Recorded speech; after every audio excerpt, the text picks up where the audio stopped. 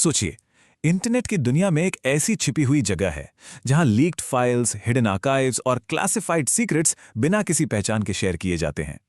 आज के इस एक्सप्लेनर में आपका स्वागत है। कुछ लोग कहते हैं कि यह सिर्फ एक मिथ है, लेकिन डार्क वेब की गहराइयों में एक नाम सालों तक फुसफुसाहट की तरह गूंजता रहा है, the library of ghost files.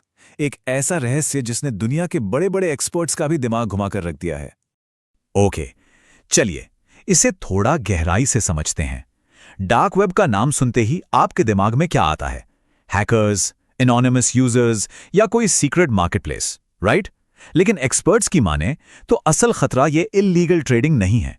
असली खतरा है इंफॉर्मेशन लीक्स, क्योंकि इंफॉर्मेशन वो हथियार है जो पूरी की पूरी गवर्नमेंट्स को गिरा सकती है, बड़े बड़े कॉरपोरेशंस को रातों रात बर्बाद कर सकती है और लिटरली पूरी दुनिया में पैनिक फैला सकती है। और इसी भयानक खतरे के बीच से निकलता है ये नाम, the library of ghost files. ये कोई आम नाम नहीं है। एनोनिमस कम्युनिटीज में ये बात आग की तरह फैली थी कि इस हिडन आर्काइव में ऐसे राज दफन हैं जिन्हें दुनिया को कभी भी पब्लिक नहीं देखना चाहिए था। लेकिन सबसे टेरिफाइंग बात पता है क्या थी?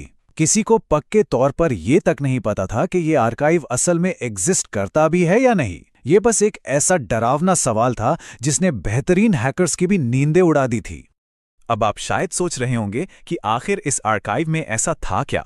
कुछ अनोनिमस यूजर्स का दावा था कि उन्होंने कुछ ऐसे एन्क्रिप्टेड फोल्डर्स देखे हैं जिनमें दुनिया के सबसे खतरनाक राज मौजूद थे। हम बात कर रहे हैं top secret government communications, intelligence reports और सीक्रेट सर्विलेंस डॉक्यूमेंट्स की। कुछ ने तो यहां तक कहा कि इसमें कोल्ड वॉर एरा की फाइल्स, मिसिंग इन्वेस्टिगेशंस और हिडन फाइनेंशियल रिकॉर्ड्स भी दबाकर रखे गए थे। जरा सोचिए, अगर ये सारा डेटा सच में किसी एक जगह पर हो तो वो डिजिटल दुनिया का सबसे खतरनाक टाइम बॉम्ब बन जाएगा, है ना? Let's move on and see how this builds up. अगर ये आर्काइव इतना ही एक्सप्लोसिव था तो कोई इसे एक्सेस क्यों नहीं कर पाया? डार्क वेब फोरम्स के मुताबिक इस आर्काइव तक पहुंचने के बीच एक बहुत ही मैसिव टेक्निकल दीवार थी। मेरा मतलब है, कोई नॉर्मल ब्राउजर या एक सिंपल टॉर कनेक्शन तो भूल ही जाइए, आपको मल्टीपल एन्क्रिप्टेड लेयर्स क्रॉस करनी पड़ती थीं। ये लिटरली एक डिजिटल भूलभुलैया थी जिसे पार करना लगभग नामुमकिन माना जाता था। लेकिन यहाँ एक कैच है। इन तमाम दावों के बावजूद कोई भी कभी इसका एक भी पुख्ता प्रूफ या स्क्रीनशॉट नहीं दिखा पाया है, और इसीलिए कई स्केप्टिक्स और एक्सपर्ट इसे महज एक साइकोलॉजिकल ट्रैप मानते हैं। उनके हिसाब से यह सिर्फ एक इंटरनेट लेजेंड है जो इंसान के डर और उसकी क्यूरियोसिटी का फायदा उठाती है। एक तरह का मेंटल मेज जिसे बनाया ही इसलिए गया था ताकि लोगों को गुमराह किया जा सके। तो आखिर इस पूरी मिस्ट्री की शुरुआत कहां से हुई? अगर हम टाइमलाइन देखें तो 2010 के आसपास इंटरनेट फोरम्स पर पहली बार घोस्ट फाइल्स का जिक्र शुरू हुआ। मिड 2010s आते आते इनक्रिप्टेड फोल्डर्स की अफवाहें जोर पकड़ने लगी, लेकिन प्रूफ अभी भी जीरो था। लेकिन कहानी में असली ट्विस्ट हाल ही में आया, जब कुछ साइबर रिसर्चर्स ने एक चौंकाने वाली डिस्कवरी की। उनका दावा है कि उन्हें डार्क वेब की हिडन डायरेक्टरीज में कुछ ऐसे इनक्रिप्टेड रेफरेंसेस मिले हैं जो सीधा घोस्ट फाइल्स आर्काइव की तरफ इशारा करते हैं। Crazy, right? And this brilliantly illustrates कि कैसे इस डिस्कवरी ने कॉन्स्पिरेसी थ्योरीज को और भी हवा दे दी। आखिर इस आर्काइव को चला कौन रहा है? यहां 3 मेन थ्योरीज निकल कर आती हैं।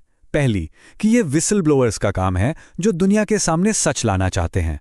दूसरी थ्योरी कहती है कि ये इंटेलिजेंस इनसाइडर्स का एक सीक्रेट लीक नेटवर्क है। लेकिन तीसरी थ्योरी वो शायद सबसे ज्यादा डरावनी है। इसके मुताबिक कुछ गवर्नमेंट्स खुद ऐसे हिडन आर्काइव्स को सीक्रेटली मॉनिटर करती हैं ताकि डेंजरस लीक्स के पब्लिक होने से पहले ही उन्हें ट्रैक किया जा सके। हम यहाँ किसी थ्योरी को सही या गलत नहीं कह रहे, लेकिन ये पॉसिबिलिटीज अपने आप में काफी डिस्टर्बिंग हैं। तो सवाल वहीं का वहीं है, क्या the library of ghost files सिर्फ हमारे डर पर बनी एक डिजिटल लेजेंड है, या फिर एक खौफनाक हकीकत जो आज भी बेनकाब होने का इंतजार कर रही है? सच जो भी हो, डार्क वेब की इस काली दुनिया में मिथ्स और रियलिटी अक्सर एक दूसरे में इस कदर घुल जाते हैं कि उनके बीच का फर्क ही मिट जाता है। और शायद यही वजह है कि ये आज भी इंटरनेट के सबसे बड़े रहस्यों में से एक है। एक ऐसी कहानी जहां शायद सच मौजूद था, या शायद वो सच कभी था ही नहीं। आपको क्या लगता है?